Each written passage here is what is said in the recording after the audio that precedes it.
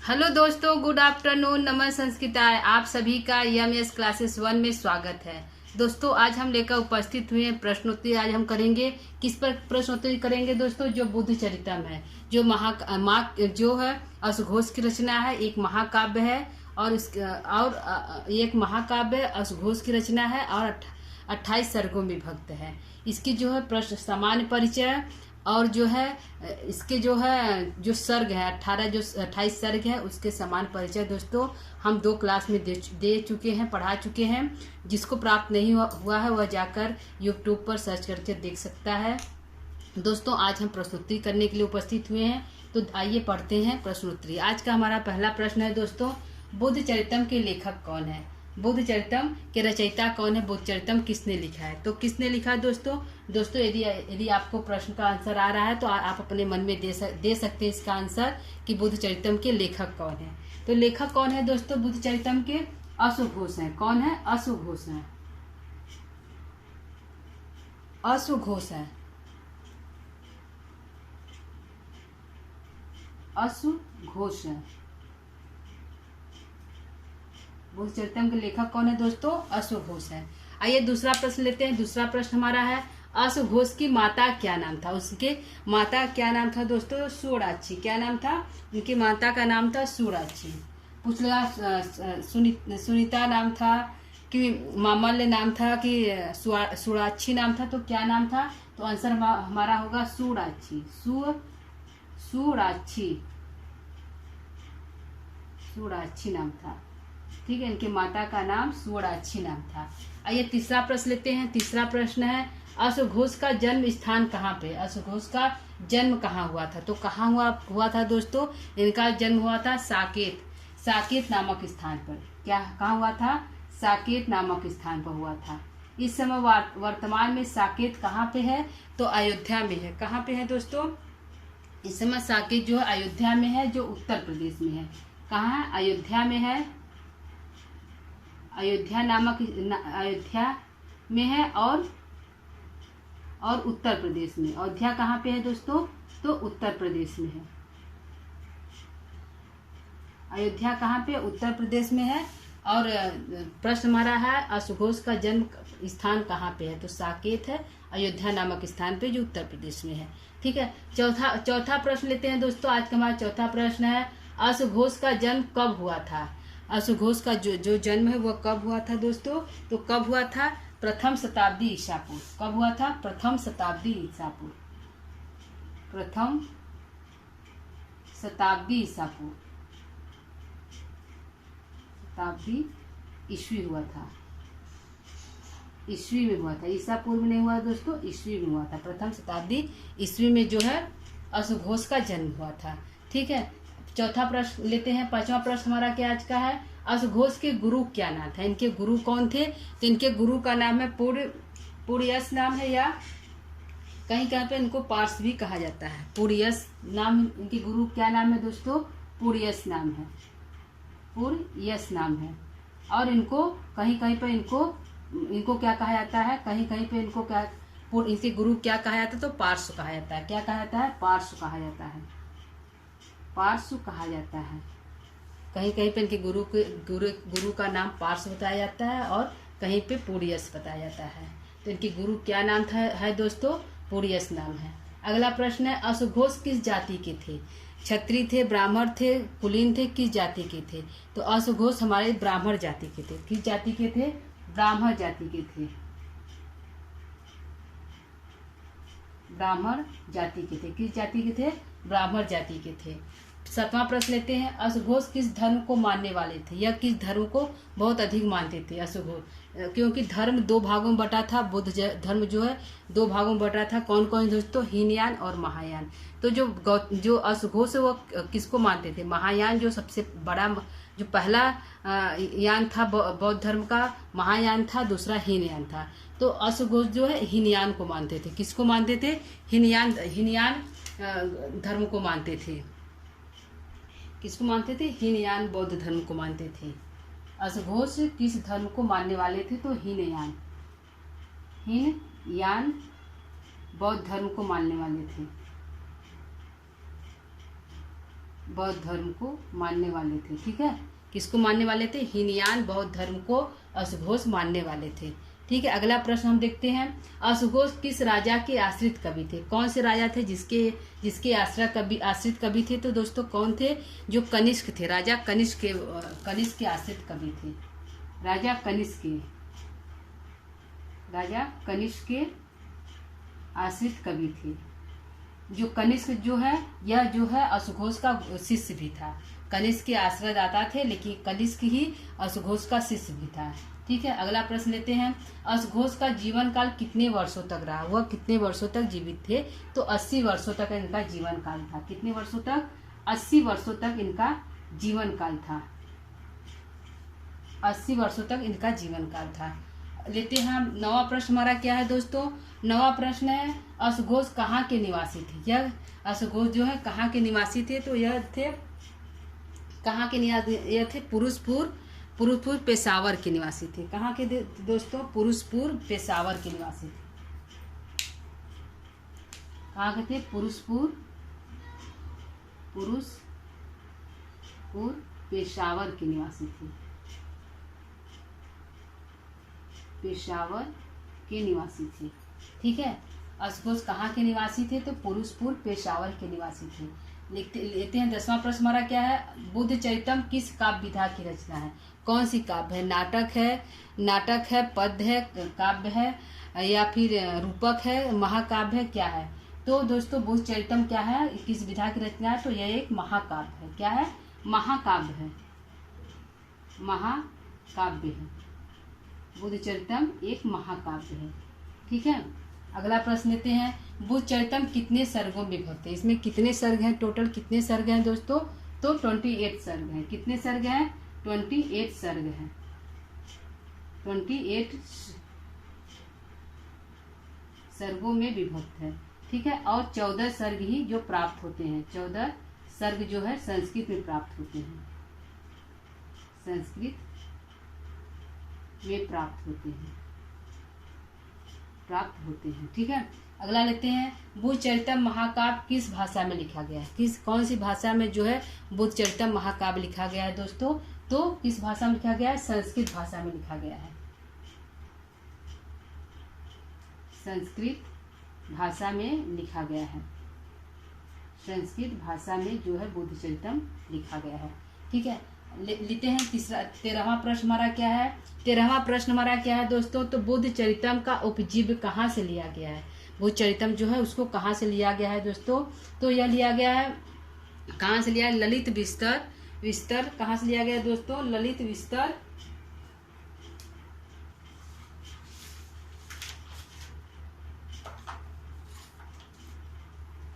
विस्तर लंकावतार कहाँ से लिया गया है? ललित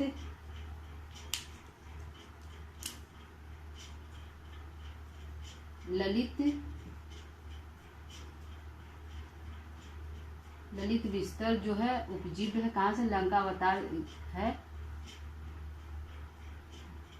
लंकावतार जो है बौद्ध ग्रंथ है। क्या है? बौद्ध ग्रंथ है। बौद्ध ग्रंथ है, वहां से लिया गया है। यह कहाँ से लिया गया? ललित विस्तर लंकावतार बौद्ध ग्रंथ है, वहां से यह लिया गया है। क्या लिया गया है दोस्तों? लंकावतार सूत्र जो ग्रंथ है, लंकावतार सूत्र जो है, जो बौद्ध ग्रंथ है, वहां से यह लिया गया है। क्या लिया गया? बुद्ध चरितम। उसका उपजीव क्या है दोस्तों? ललित विस्तर लंकावतार सूत्र जो बौद्ध ग्रंथ है, वहां से जो है बुद्ध चरितम लिया गया है। ठीक है, 14वां प्रश्न है दोस्तों, बुद्ध चरितम में श्लोकों की संख्या कितनी है? कुल श्लोक संख्या कितनी है दोस्तों? यह इम्पोर्टेंट है, क्योंकि सर्ग तो 28 है, कॉमन प्रश्न है, लेकिन कुल सर्ग कितने, कुल श्लोकों की संख्या कितना है दोस्तों? तो 2137 है। कितना है दोस्तों? 2137 है। कहीं कहीं पर 2138 भी बताया जाता है। कहीं कहीं पर 2138 भी बताया जाता है, कहीं कहीं पर 2137 है। ठीक है, प्रश्न को एक बार फिर से रिपीट कर लेते हैं दोस्तों। पहला प्रश्न है, बुद्ध चरितम के लेखक कौन है? अशुघोष है। दूसरा है, अशुघोष की माता क्या नाम है? सोराक्षी नाम है। तीसरा प्रश्न है, अशुघोष का जन्म स्थान कहाँ पर है? तो वह साकेत, अयोध्या, उत्तर प्रदेश के रहने वाले थे। अश्वघोष का जन्म कब हुआ था? तो प्रथम शताब्दी ईस्वी में हुआ था। ईसा पूर्व में नहीं हुआ था दोस्तों, ईस्वी में हुआ था। अगला प्रश्न है, अश्वघोष के गुरु क्या नाम था? तो पुरियस या पार्श्वनाथ था। छठवां प्रश्न है, अश्वघोष किस जाति के थे? तो ब्राह्मण जाति के थे। सातवां प्रश्न है, अश्वघोष किस धर्म को मानने वाले थे? हीनयान बौद्ध धर्म को मानने वाले थे। अश्वघोष किस राजा के आश्रित कवि थे? तो कनिष्क के आश्रित कवि थे। अश्वघोष का पूरा जीवन काल कितने वर्षों तक रहा? तो 80 वर्षों तक रहा। अश्वघोष कहाँ के निवासी थे? तो पुष्पपुर पेशावर के निवासी थे। ठीक है।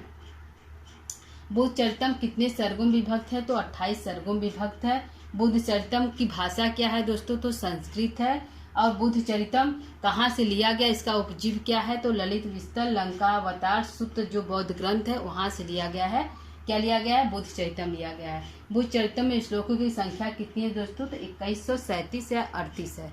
ठीक है। आइए कुछ प्रश्नों को हम और ले लेते हैं दोस्तों। कुछ और मेरा प्रश्न है, आप उतारना चाहते हो तो इसको उतार सकते हैं पुश करके। ठीक है। तो आगे हम कुछ प्रश्न को और लेते हैं, इसको हम डिलीट करेंगे। ठीक है।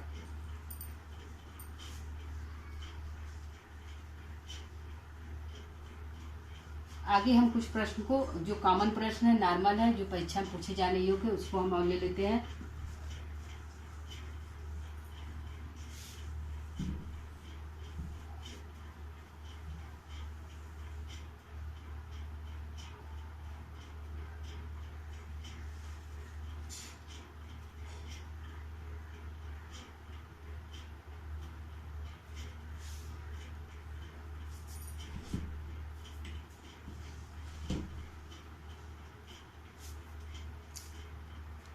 ठीक है। अगला हमारा प्रश्न है, रानी जो है, जो रानी थी माया थी, जो सिद्धार्थ की माता माया थी, वह रात में स्वप्न में क्या देखती है? रात में स्वप्न में क्या देखती है? रानी माया रात में स्वप्न में क्या देखती है? रानी माया स्वप्न में क्या देखती है? स्वप्न में क्या देखती है? क्या देखती है दोस्तों? तो सफेद हाथी देखती है। क्या देखती है? क्या देखती हैं दोस्तों? तो एक सफेद हाथी देखती है। रानी माया जो है, जो सिद्धार्थ की माता है, क्या है दोस्तों? सिद्धार्थ की माता है, शुद्धोधन की पत्नी है। तो वह रात में स्वप्न में क्या देखती हैं? तो क्या देखती हैं दोस्तों? एक सफेद हाथी देखती है, जिससे पता चलता है कि उनके वह गर्भवती है। सफेद हाथी को देखती है, इससे पता चलता है कि उनके पेट में बच्चा है, वह माँ बनने वाली है। ठीक है। यह प्रश्न है कि रानी जो माया है स्वप्न में क्या देखती है, रात में क्या देखती है? तो सफेद हाथी को देखती है। ठीक है। अगला प्रश्न लेते हैं, भगवान बुद्ध का जन्म किस वन में हुआ था? जो है भगवान बुद्ध का जन्म जो है किस वन में हुआ था? भगवान बुद्ध का जन्म किस वन में हुआ था? किस वन में हुआ था? किस वन में हुआ था दोस्तों? भगवान बुद्ध का जन्म किस वन में हुआ था? तो लुम्बिनी नामक वन में हुआ था। किस वन में हुआ था? लुम्बिनी नामक वन में हुआ था।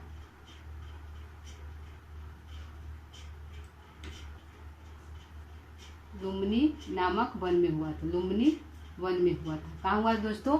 पूछेगा कि भगवान बुद्ध का जन्म किस वन में हुआ था? तो लुम्बिनी वन में हुआ था। इनकी माता ने रात को स्वप्न में क्या देखा? तो सफेद हाथी को देखा था। अगला प्रश्न हम लेते हैं, बुद्ध के जन्म के समय किस ऋषि ने भविष्यवाणी की थी? बुद्ध के जन्म के समय किस ऋषि ने भविष्यवाणी की थी? बुद्ध के जन्म के समय किस ऋषि ने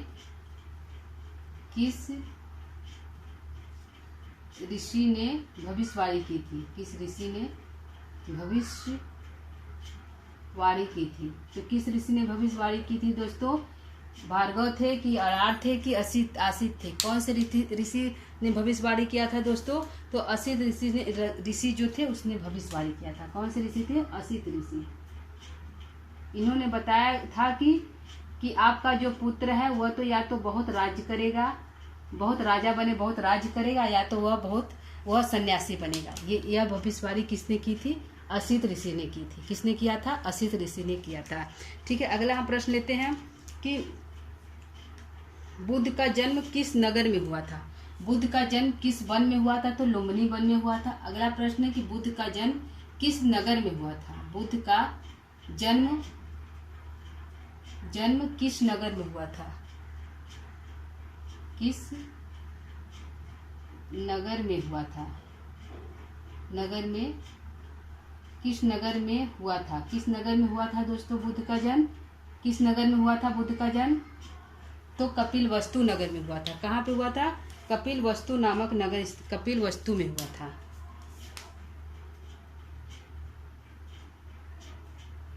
कपिलवस्तु नगर में हुआ था, क्योंकि वहाँ के राजा थे, तो कपिलवस्तु नगर में इनका जन्म हुआ था। किनका जन्म हुआ था?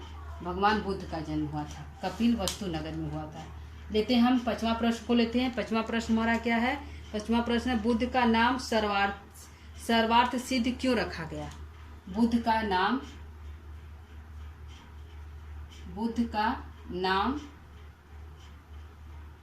सर्वार्थ सिद्ध, क्योंकि इनका सिद्धार्थ नाम था, एक नाम था सर्वार्थ सिद्ध। क्यों रखा गया? क्यों रखा गया था दोस्तों इनका नाम? क्यों रखा गया था दोस्तों इनका नाम? भगवान बुद्ध का नाम बचपन का नाम सिद्धार्थ था, बाद में ये महात्मा बुद्ध बन गए, तो इनका सर्वार्थ सिद्ध नाम क्यों रखा गया? इनका जो है सर्वार्थ सिद्ध नाम क्यों रखा गया? क्योंकि जब इनका जन्म हुआ था, जब जन्म हुए थे, तो राजा जो शुद्धोधन के पास बहुत अधिक धन संपदा जो है प्राप्त हो गया। जैसे हाथी, घोड़ा और धन धान्य से बहुत अधिक प्राप्ति हुई थी। बुद्धि की प्राप्ति हुई थी और धन धान्य की प्राप्ति हुई थी। किसकी हुई थी? धन धान्य की प्राप्ति हुई थी। धन धान्य, हाथी घोड़ा और बुद्धि की प्राप्ति हुई थी। बुद्धि की प्राप्ति हुई थी जब ये पैदा हुए थे, इसलिए इनका नाम सर्वार्थ सिद्ध हुआ था। सारी इच्छाओं की पूर्ति हो गई थी राजा शुद्धोधन का, इसलिए उनका नाम पड़ गया था सर्वार्थ सिद्ध। ठीक है, अगला हम प्रश्न लेते हैं। अगला हमारा प्रश्न है दोस्तों, बुद्ध के सेवक का क्या नाम था? बुद्ध के सेवक का क्या नाम था जो उनको वन में ले गए थे?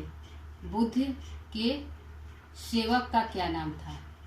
सेवक का क्या नाम था?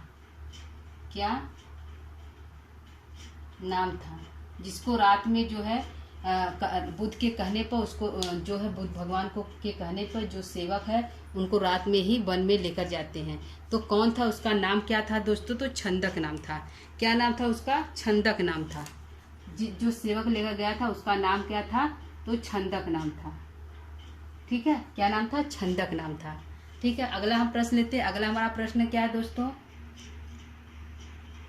अगला हमारा प्रश्न क्या है? अगला हमारा प्रश्न है कि बुद्ध के घोड़े का क्या नाम था? बुद्ध का एक घोड़ा था, उसका क्या नाम था जिस पर वो बैठकर गए थे? बुद्ध के घोड़े का क्या नाम था? घोड़े का क्या नाम था? क्या नाम था दोस्तों? कंथक नाम था। क्या नाम था? कंथक नाम था। घोड़े क्या नाम था? कंथक नाम था। यह क्वेश्चन इंपॉर्टेंट है दोस्तों। कंथक और छंदक, यह जो था सेवक था और यह था घोड़ा था। यह सेवक का नाम है, जो रथी था जो चलाकर ले गया था, यह घोड़ा का नाम है। क्या नाम है? घोड़ा का नाम है।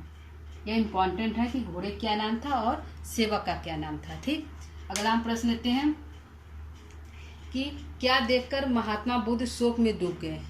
रास्ते में क्या देखकर महात्मा बुद्ध शोक में डूब गए? तो दोस्तों रास्ते में वह जो है जूती हुई पृथ्वी तथा मृत कीड़ों को देखकर वह शोक में डूब गए थे। जो रास्ते में जाते हैं तो देखते हैं जूती हुई खेत है और वहाँ पे मृत जानवर पड़े हुए, उनको देखकर उनको बहुत अधिक शोक उत्पन्न हो जाता है।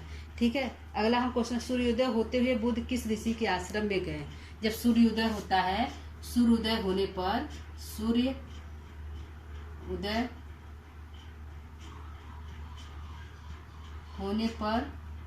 भगवान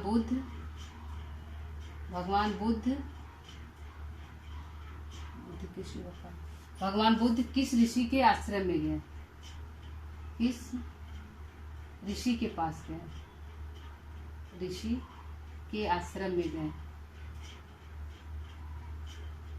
आश्रम में गए। तो किस ऋषि के आश्रम में गए थे दोस्तों? जब रात को जो है छंदक जो है उनको छोड़ कर आया था वन में, तो सुबह होने पर जो है भगवान बुद्ध किस ऋषि के आश्रम में जाते हैं? तो ऋषि भार्गव के आश्रम में जाते हैं। किस ऋषि के आश्रम में जाते हैं? ऋषि भार्गव के आश्रम में जाते हैं। ऋषि भार्गव के आश्रम में जाते हैं। भार्गव के आश्रम में जाते हैं। ठीक है, ये हमारा आंसर है। अगला हम प्रश्न लेते हैं। सबसे पहला ऋषि किस ऋषि से सबसे पहले वो मिलते हैं? तो आरार ऋषि से मिलते हैं, क्योंकि आरार ऋषि उनको दर्शन नहीं देते हैं। उनके बहुत अधिक कहने पर तो आरार ऋषि उनको दर्शन देने आते हैं। ठीक है। बुद्ध चरित्र में किस राजा का वर्णन है? बुद्ध चरित्र में किस राजा का वर्णन है? बुद्ध चरित्र में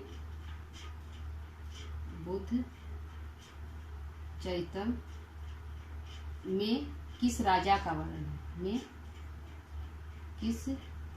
बुद्ध चरित्र में किस राजा का वर्णन है? किस राजा का वर्णन है दोस्तों? तो रास्ते में जब वो जाते हैं, भगवान बुद्ध से जाते हैं, तो रास्ते में उनको एक राजा मिलता है। तो राजा क्या नाम था दोस्तों? बिंबिसार नाम था। क्या नाम था? बिंबिसार नाम था। जो रास्ते मिलते हैं तो किस राजा का वर्णन है दोस्तों? तो बिंबिसार नामक राजा का। बिंबिसार नामक राजा का वर्णन है, जो रास्ते मिलते हैं और कहते हैं, या राजा कहते भी हैं कि आप जो है जो भिक्षु पात्र उनको त्याग दीजिए, और जो है जो यह काम क्रीड़ा है इसमें आप लिप्त हो जाइए और राज्य करिए। और इसमें क्या रखा हुआ है? इस भिक्षु में भिक्षा मांगने में क्या रखा है? साधु संत में क्या रखा है? बिंबिसार जी बहुत समझाते हैं, लेकिन भगवान बुद्ध वह उनकी एक भी बात को नहीं सुनते हैं। तो बिंबिसार जो है वह मिलने आते हैं भगवान बुद्ध से। मतलब भगवान बुद्ध का वर्णन, बिंबिसार का वर्णन इस बुद्ध चरित्र में है। ठीक है। प्रश्न हमारा है, बुद्ध चरित्र में किस राजा का वर्णन मिलता है दोस्तों? तो राजा बिंबिसार का वर्णन मिलता है, जो मगध का राजा रहता है और समझाने के बाद वापस अपने मगध राज्य में को चला जाता है। ठीक है। बुद्ध किस नदी के तट पर बैठकर 6 वर्षों तक तपस्या किए थे? भगवान बुद्ध किस नदी के तट पर बैठकर भगवान बुद्ध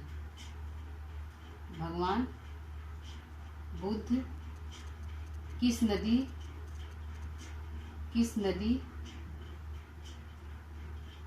के किनारे बैठकर तपस्या की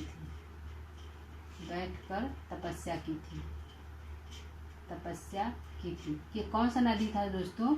की थी। किस नदी के किनारे बैठकर भगवान बुद्ध ने 6 वर्षों तक तपस्या की थी? कितने वर्षों तक? 6 वर्षों तक तपस्या की थी। तो कौन सा नदी था दोस्तों? कौन सा? फल्गु या नरंजना नदी कहते हैं? नरंजना नदी कहते हैं। कौन सा नदी है दोस्तों? नरंजना नदी है। नरंजना नदी है। इसको फल्गु नदी भी कहते हैं। क्या कहते हैं? फल्गु नदी भी कहते हैं। ठीक है, फल्गु नदी भी कहते हैं। नरंजना नदी के किनारे बैठकर 6 वर्षों तक तपस्या की थी। किसने की थी? भगवान बुद्ध ने। ठीक है। यह स्थान कहाँ पे है दोस्तों? तो बिहार में है, बोध गया नामक स्थान पे है। ठीक है। पहला उपदेश भगवान बुद्ध कहाँ दिए थे? पहला उपदेश जो है भगवान बुद्ध ने कहाँ दिया था? सबसे पहला उपदेश, इम्पॉर्टेंट क्वेश्चन है दोस्तों। भगवान बुद्ध सबसे पहला उपदेश कहाँ दिया था? सबसे पहला उपदेश कहाँ दिया था? सबसे पहला उपदेश दोस्तों? तो सारनाथ, जो बनारस में स्थित है, जो सारनाथ में दिया था। कितने शिष्यों को दिया था? तो 5 शिष्यों को दिया था। कितने शिष्यों को? 5 शिष्यों को दिया था। सारनाथ में दिया था। सारनाथ में जो कहाँ स्थित है? बनारस में, वाराणसी में स्थित है। और कितने शिष्यों को दिए थे? तो 5 शिष्यों को दिए थे। कितने शिष्यों को दिए थे दोस्तों? 5 शिष्यों को दिए थे। 5 शिष्यों को दिए थे। ठीक है। कितने शिष्यों को दिए थे? 5 शिष्यों को दिए थे और सारनाथ में दिए थे। ठीक है। एक क्वेश्चन और लेते हैं कि पहला उपदेश भगवान बुद्ध किस भाषा में देते हैं? जो 5 शिष्यों को उपदेश देते हैं तो किस भाषा में देते हैं? पहला उपदेश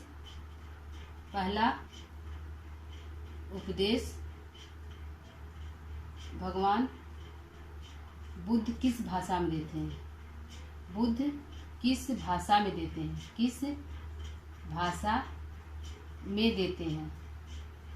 किस भाषा में देते हैं दोस्तों? तो पाली भाषा में देते हैं। किस भाषा में देते हैं? पाली भाषा में सबसे पहला उपदेश देते हैं और 5 शिष्यों को देते हैं। पाली भाषा में देते हैं, पाली भाषा में देते हैं और 5 शिष्यों को देते हैं, 5 शिष्यों को देते हैं। ठीक है, पाली भाषा में उपदेश देते हैं और 5 शिष्यों को देते हैं। बुद्ध संगति में कौन सी महिला सबसे पहले शामिल हुई थी? बुद्ध संगति में सबसे पहली महिला, बुद्ध संगति में सबसे पहली महिला कौन शामिल हुई थी? पहली महिला कौन शामिल हुई थी दोस्तों? शामिल हुई थी, कौन शामिल हुई थी दोस्तों? सबसे पहली महिला तो इनकी माँ थी। इनकी माता जो जिनका पालन पोषण की थी वह थी। क्या नाम था उनका? प्रजापति गौतमी। क्या नाम था? प्रजापति गौतमी था, नाम था। प्रजापति गौतमी नाम था। यह सबसे पहले जो है बौद्ध संगति में शामिल हुई थी। दूसरी कौन शामिल हुई थी दोस्तों? तो दूसरी थी आम्रपाली। यह सबसे पहली हुई थी। दूसरी कौन हुई थी दोस्तों? तो दूसरी हुई थी आम्रपाली। आम्रपाली जो वैशाली की रहने वाली थी, जो एक वेश्या थी, आम्रपाली थी। ठीक है, दूसरी महिला आम्रपाली थी जो वेश्या थी और वैशाली की रहने वाली थी। पहली महिला शामिल हुई थी प्रजापति गौतमी जो बुद्ध की माता थी। ठीक है, प्रश्न को एक बार रिपीट कर लेते हैं दोस्तों। रानी जो माया थी स्वप्न में क्या देखती है? तो सफेद हाथी को देखती है। भगवान बुद्ध का जन्म किस वन में हुआ था? तो लुम्बिनी नामक वन में हुआ था। बुद्ध के जन्म के समय किस ऋषि ने भविष्यवाणी की थी? तो असित ऋषि ने भविष्यवाणी की थी। बुद्ध का जन्म किस नगर में हुआ था? तो कपिलवस्तु नगर में हुआ था। बुद्ध का नाम सर्वासिद्ध क्यों रखा गया? धन धान हाथी घोड़ा बुद्ध की प्राप्ति हुई थी राजा शुद्धोधन को, इसलिए उनका नाम रखा गया था सर्वार्थ सिद्ध। बुद्ध के सेवक क्या नाम था जो रथ चला रहा था? छंदक नाम था। उनके घोड़े क्या नाम था? तो कत्थक नाम था। भगवान बुद्ध जो है सूर्योदय होने पर सबसे पहले किस ऋषि के आश्रम जाते हैं? तो भार्गव ऋषि के आश्रम जाते हैं। राजा बिंबिसार, बुद्ध चरित्र में किस राजा का वर्णन है? तो बिंबिसार राजा का वर्णन है। भगवान बुद्ध किस नदी किनारे बैठकर 6 वर्षों तक तपस्या की थी? तो निरंजना या फल्गु नदी के किनारे बैठकर 6 वर्षों तक तपस्या किया था। भगवान बुद्ध सबसे पहला उपदेश कहाँ दिया था? तो सारनाथ में दिया था, जो वर्तमान में वाराणसी नामक स्थान पे उपस्थित है, और 5 शिष्यों को दिया था। ठीक है, पहला उपदेश भगवान बुद्ध किस भाषा में देते हैं? तो पाली भाषा में देते हैं और अपने 5 शिष्यों को देते हैं। सबसे पहली महिला जो बौद्ध संगति में शामिल होने वाली कौन थी? तो प्रजापति गौतमी थी और दूसरी तो आम्रपाली थी। ठीक है दोस्तों, तो यह हमारा आज का प्रश्न उत्तर था। क्या था दोस्तों?